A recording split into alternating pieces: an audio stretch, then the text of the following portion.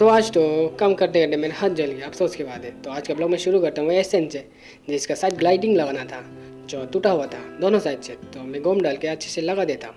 उसके बाद मैं बॉडी शॉप आ जाता हूँ। आगे देख सकते सिर्फ जिसका काम बाकी था तेल लैम्प के लिए, आप लोग देख सकते हैं स्क्रॉच जिसका कल पेंटिंग हुआ था।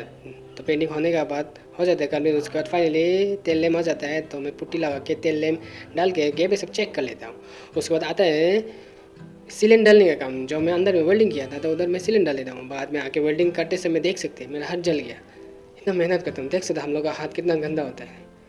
इतना मेहनत है गैरेज का काम। एक बार सोचिए हम लोग कितना मेहनत करते हैं। उसके बाद एशियन का सर्विस करना था तो सर्विस लिफ्ट का सर्विस करना शुरू कर देता है। उसके बाद देख सकते हम लोग गैरेज का भी। उसके बाद देख सकते स्क्रॉच का सर्विस था, वो भी लिफ्ट में उठा सर्विस करता है। उसके बाद रात हो जाता है, देख सकते हैं अभी जिप का काम भी चल रहा है, क्योंकि आइटम ये जिप का आइटम मिलना बहुत मुश्किल है, इसलिए इसका काम अभी पेंडिंग है। तो आज के लिए इतना ही, मिलते हैं आपको अगले ब्लॉग में। अगर आपको ये वीडियो पसंद आए तो लाइक कमेंट सब्सक्राइब करना ना भूलें।